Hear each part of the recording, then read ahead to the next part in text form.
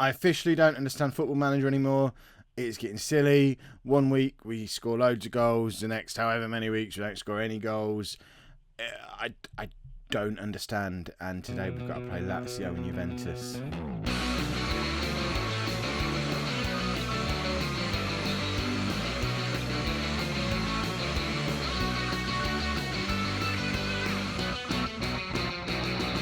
Hello and welcome to part 5 of the Milan mission. I'm Kev, and coming up on today's episode, we're playing two of the best teams in Serie A. We're at home against Lazio and then away against runaway league leaders Juventus. Form leading into this has been a little bit disastrous. I think you were last with me just before we went away for our Christmas holidays. Since we've been back, we've played 5 games. We won one of them 5-0.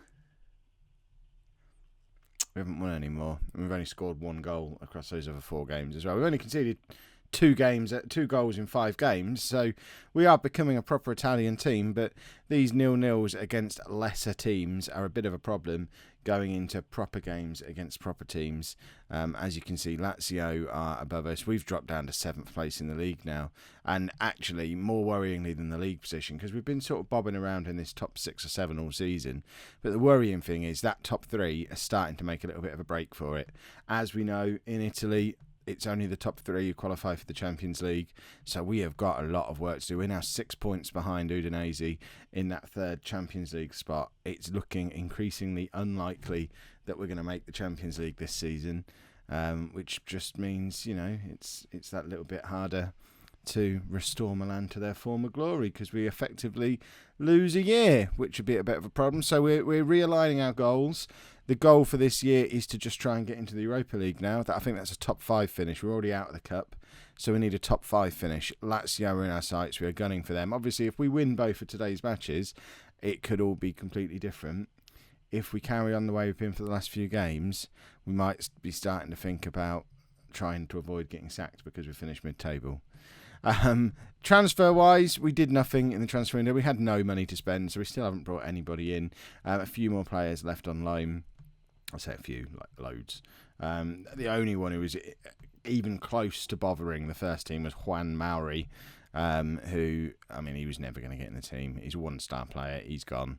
I don't really know why he's at the club. He's 27 years old. Why did we sign him? Did we just sign him because we've got Jose Mauri? Are they brothers, maybe? Is Juan here just to keep his little 19-year-old brother, who is quite good company? I genuinely don't know. Let me know down in the comments what's the deal with the Mauris. Which leads me into today's game against Juventus. So we've been playing a very settled team for quite a long time, and it's becoming a problem because we're not scoring any goals. There's not much we can change either, although we have got quite a lot of strength in depth, I guess, in certain areas. They're not really game changers. We are changing it a little bit today. We've got Luis Adriano starting ahead of Carlos Bacca for the first time in ages. I don't know if you remember an episode or 2 back, Bacca was running at a goal a game. He's now got a goal every other game, which shows that he's barely scored in however many games it's been now. Let's have a look. I mean, it feels like longer than 3 games. Actually, it's not too bad. He went on a longer spell without scoring then.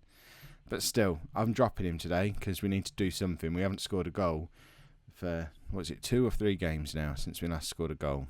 3 games since we last scored a goal. Bacca has to go. So Adriano's in. Other than that, it's basically the same team. We've got Bonaventura and Niang as the 2 wide men, with a midfield of Bertolacci, Poli and Mehmet Topal holding the midfield base thingy. And then our back 4 is Vangioni, Romagnoli, Gomez and Abati. As you can see, again, we're struggling for suspensions and injuries to fullbacks. It just seems to be the story of the season. If we narrow that down and try and find, why is the fullback of many names not playing? He's suspended. Antonelli is injured, so we're having to play this guy, Vangioni. I'm not sure if you've met him yet. 28-year-old Argentinian. I mean, he's got 3 caps for Argentina, but he's not. What was with all the old Argentinians arriving at Milan this summer? I don't understand. I thought there was a limit on signing foreign players. I don't understand. And then obviously Diego Lopez in goal, because we have played Donnarumma for 1 game. He played in that cup game we got knocked out of against rubbish opposition. So that's why he's not playing in the league yet, because he didn't do anything that day. Right, we are in massive need of a win. In fact, before we go into the match, we're going control, and I'm trying to go back to basics a little bit. So we're just overlapping and getting stuck in on the team instructions, because I don't want to complicate things too much. I just want to right back, and let's actually say he didn't look sharp, because I don't want to say we're just resting him, because I want Luis Adriano to know that he's coming into the team with the opportunity. If he comes in today, he might actually get a run in the team. So he's not really had a run in our team at all since I've been here. We had that first 3 or 4 games where we played 2 up top, but since then we've played a lone striker and it's always been Bakker. So there you go, we've made him captain as well. I didn't consciously do that. Why is he captain? I don't understand. Presumably because anyone else who is close to captaining the side, I've dropped. Montolivo doesn't play. Is it Juan Sosa or Jose Sosa? Whoever Sosa is, he doesn't play. So, yeah, I'm getting rid of all the old men. Niang's in. We're 1-0 up. Oh, this could be so important. Oh, Niang scores when we need him. It's only his 6th goal of the season, but remember, we have been playing him wide all season. But look, it's Vangioni, Mr. Don't really know why he's at the club with his cross. Niang, I mean, for a winger, nice and central. He was actually further across this side of the pitch than Luis Adriano was. And we're 1-0 up. Go on, let's grab another one. Oh, let's have another 5-0. It'd be amazing. I mean, I don't understand how we win a game 5-0, then don't score for 3 matches. It's so weird. And now we're 2-0 up after 25 minutes. I just don't understand, because Lazio are the best team we've played in this little run. I know we're playing Juventus in a couple of days' time, but in this little run that we've had, we haven't played a team as good as Lazio, apart from maybe Udinese, who were above them in the league. They probably still are. Yeah, they're in the breakaway group, in fact. You don't know what you're saying, Kev? Shut up. Oh, that's a worry. So that actually, I mean, if things stay as that, I guess there's already some of this match week's games have been played. So it doesn't actually look as bad if we can hold on and win this game, because we end up leapfrogging both Roma and Lazio, going up to 4th place and only 4 points behind Udinese, which 4 points doesn't seem insurmountable, especially if we can do the unthinkable, go to Juventus and win that match as well, because that's a match nobody's going to be expecting us to pick up anything from. So I think if we were to go there, we might actually still be in with a chance at Champions League. I might have called this too soon. Niang with the cross, it doesn't beat the first man, but he has another go. Luis Adriano's in. There you go. He's secured his starting spot for Juventus. We don't touch this team at all, apart from maybe bringing the fullback of many names back in at left back, because he has to play, doesn't he? I mean, that was poor goalkeeping, actually. What is it with these weird highlights? Have I set this on a different setting to what we've had it on previously? Because usually the highlights are just sort of close in on the goal. I quite like the cinematic let's do it from a helicopter highlight. It's pretty cool. Right, Niang. I mean, it was weird flick on, but Polly finds it. Bonaventura's in. I was joking when I said let's do another 5-0, because if we're going to score these goals and then not score for 3 matches again, I'd much rather we just spread them all out a little bit. This is silly, because if you look at our goals now, in the last 5 games, we've scored 10 goals. No, 9 goals. And we've only conceded 2. So you would think that means we're in incredible form. What it actually means is we've had 2 great results. We've lost a game, and then we've just had a load of 0-0s because of Italy. Apparently that's how things are here. I mean, look, we've absolutely destroyed Lazio today. We've not even given them a chance, and I don't understand what's different other than the fact we've got a different striker. And looking at this, he is the worst player on the pitch, ratings-wise, and I'm taking him off. I'm bringing Bakker on. I don't understand. Let's see if we carry on with Bakker in the team. What we really want is Bakker to come in, get a couple of goals, and everyone be back in form and happy again. Right, let's take Topol off as well. Give Montolivo a little bit of a run out. We like to make him a deep line playmaker when he comes on. So just switch that around a little bit. He doesn't like being a defensive midfielder. He feels it's beneath him. But if we call him a playmaker and just put him in the same position, he doesn't seem to mind. Little does he know that he's just doing the same job that he would have been doing if he'd have had the other instruction, because I don't think they make much difference. We've had 2 players on box-to-box midfielder in midfield all season, and I don't think either of them are particularly box-to-box. There's a conspiracy here, I think. Right, I might do something I've not done in the entire time I've been at Milan, and substitute a defender. We've been so caught up with getting the rest of the team sorted. I never make changes to the defence. So there you go. We're 4-0 up. Let's change a defender. Save Mr. First Teamer for Juve. Because look at us. We're back up to 4th in the league. We're going to make it 5-0. We've done another 5-0. And we've done it for you lot this time. You can actually believe that it happened. I wasn't just photoshopping the screen. That would be a good idea, though. I could just photocopy the screen. Photocopy? That wouldn't help. How do you photocopy a screen? I could Photoshop the screen, though. You lot would be none. What you'd think I was brilliant. If I go down to like 2 videos a week, but massively Photoshop them so it looks like I always win, that might be worth it, because then you'd all think I was cool. What a weird run of form we're in. We were simply brilliant here, I agree. Voiceless commentary at the bottom of the screen. But it's no use if we go and be rubbish again for another 3 games. Because there you go. This here, weirdest run of form ever. Because look, the last 5-0 came out of nowhere as well. Surely we don't have to go defeat, draw, 5-0. Defeat, draw, 5-0. Because that's not Champions League form. If we carry on with the pattern, though, we're going to lose to Juventus now, which sounds about right. Well, in a stroke of tactical genius, I've done 2 things. 1, the fullback of many names is back in the team at left back, and we've gone from control to counter, which hopefully won't lead to us getting completely battered now. But, you know, we're away against the best team in the country, so probably shouldn't go there and attack. I'm trying to think like an Italian manager. I know, really, we should be playing that 7 at the back we saw a couple of days ago. But really, my version of that is, let's just go, same system, bit counter-attacking though. Don't commit too many men forward. I think our previous 5-0, not the one we've just done, but the one before that, I think we were counter-attacking that day for some reason, because we were playing against rubbish. I don't know why. Probably my assistant manager told me to. I haven't had any assistant manager instructions for this game, actually. That's worrying. Normally, they chime in and tell me to do long ball with a twist or whatever nonsense they want me to do this week. Oh, goodness me. Here we go again with the no possession. At 10 minutes in, 24%.